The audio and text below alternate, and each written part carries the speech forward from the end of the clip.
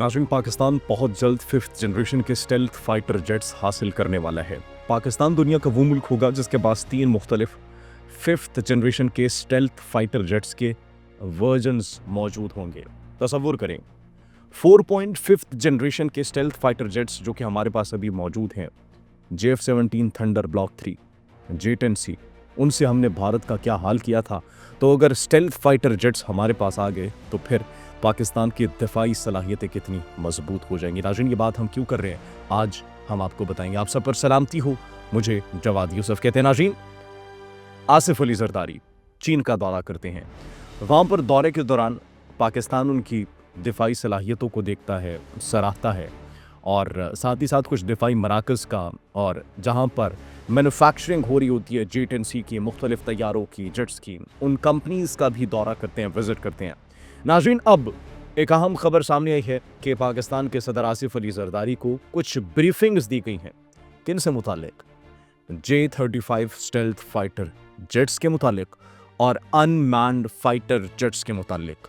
वो लड़ाका तैयारे जो कि बग़ैर इंसान के ऑपरेट होंगे। मतलब मुस्तकबिल की जंगों के हवाले से, फ़िज़ाई बर्तरी के हवाले से इंतहाई एक अहम डेवलपमेंट है कि अब ये इस चीज़ की सेटलमेंट हो रही है और इस चीज़ को जस्टिफाई या फिर इस चीज़ को डिसाइड किया जा रहा है कि मुस्तकबिल के अंदर जंगें एक्चुअली कैसे लड़ी जाएंगी। अब ड्रोन से जंगें लड़ी जाती हैं, अब रॉकेट से, मिसाइल से, उन हथियारों से जंगें लड़ी जाती है जिसमें इंसान बहुत कम इस्तेमाल किए जाए ताकि आपका जानी ज़िया बहुत कम हो। तो नाज़रीन, उस हवाले से आसिफ अली जरदारी को जब ब्रीफिंग दी गई, अब सवाल यहाँ पर यह कि आसिफ अली जरदारी को ब्रीफिंग क्यों दी गई। नाज़रीन, हमने आपको पहले भी बताया था कि कुछ खबरें हमारे पास हैं और मुख्तलिफ ज़राए से खबरें मौसूल हो रही हैं कि हमारा चाइना के साथ J-35 का मुआहिदा हो चुका है और इस साल के आखिर में या फिर अगले साल की शुरुआत में J-35 पाकिस्तान पहुंच जाएगा। J-35 5th जनरेशन का वो स्टेल्थ फाइटर जेट है जिसको अमेरिका के F-35 से मवाजना किया जाता है और उसके बराबर का तस्वुर किया जाता है।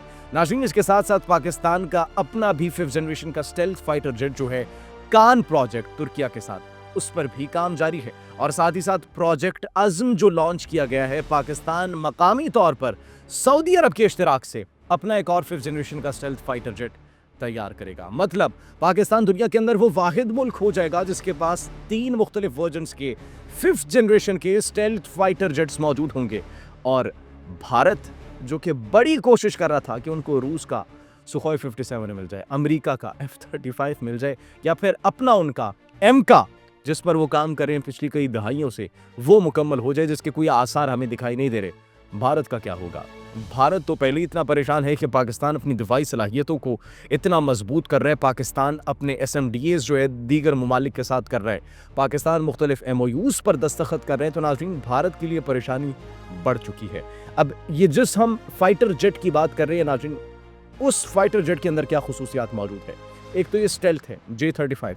इसको स्टेल्थ कहा जाता है, एक ऐसा लड़ाका तैयारा जो कि डिटेक्ट नहीं किया जा सकता। उसके बाद नाज़रीन, इसके अंदर डुअल इंजन मौजूद है। इसकी जो मैक्सिमम रफ्तार है 2200 किलोमीटर फी घंटा की रफ्तार से ये ट्रैवल कर सकता है। इसके अंदर ऐसा रडार और टेक्नोलॉजी मौजूद है, ऐसे सेंसर्स मौजूद हैं जो कि बहुत दूर से ही डिटेक्ट कर लेते हैं अगर इसकी तरफ कोई मिसाइल अगर लॉन्च करके इसकी तरफ आ रहा है, अगर इसके दायरे के अंदर कोई फाइटर जेट आ रहा है, कोई रॉकेट आ रहा है, तो ये पहले से ही उसको डिटेक्ट कर लेगा। और इसकी रेंज कितनी है?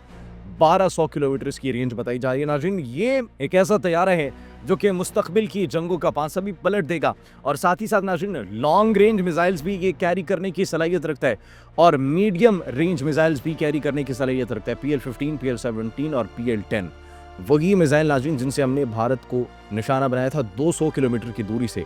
और भारत की गलती थी, वो कह रहे थे कि हमें निशाना नहीं बनाया जा सकता, हमें नहीं गिराया जा सकता हमारे जहाज़ों को। लेकिन जब पाकिस्तान ने यहाँ से मिसाइल उन पर दागे और हमारे JF-17 थंडर और J-10C ने जिस तरीके से भारत का गुरूर खाक में मिलाया, वो भारत सदियों तक भुला नहीं पाएगा। अब नाज़रीन, अच्छी खबर है, ये पाकिस्तान के लिए बड़ी खबर है, बड़ी डेवलपमेंट है। आसिफ अली जरदारी को जो ये ब्रीफिंग दी गई थी, इससे आप अंदाज़ा लगा सकते हैं कि पाकिस्तान बहुत जल्द J-35 हासिल करने वाला है। और साथ ही साथ नाज़रीन, कुछ मज़ीद डेवलपमेंट्स भी हो सकती हैं, कुछ मज़ीद दिफाई मुआहदे भी हो सकते हैं, क्योंकि अनमैन्ड फाइटर जेट्स के हवाले से भी कुछ ऐसे तैयारे जिनको कमांड एंड कंट्रोल सेंटर कहा जाता है, उन हवाले से भी ब्रीफिंग दी गई आसिफ अली जरदारी को, और उसके बाद उन्होंने सवारी भी की, J10 सीखी।